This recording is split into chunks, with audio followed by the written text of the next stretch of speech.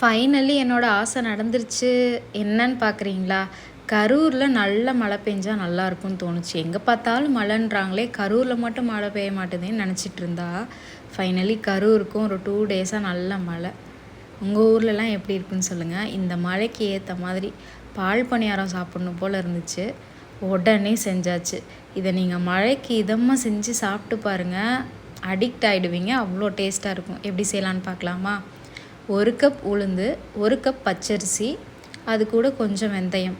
இதை ஒரு 4 to 5 times நல்லா வாஷ் பண்ணி எடுத்துட்டு, அதை நல்லா ஒரு 2 hours ஊற வச்சுக்கணும். ஊற வச்சுட்டு இந்த கன்சிஸ்டன்சியில் அரைச்சி எடுத்துக்கணும்.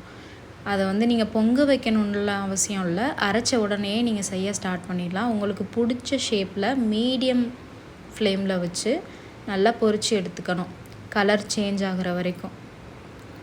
இதை நீங்கள் உடனே செஞ்சு உடனே சாப்பிட்லாம். சுட சுட தேங்காய் பாலில் சேர்த்து சாப்பிட்டிங்கன்னா நல்லாயிருக்கும். ஊறி சாப்பிட்டா கூட.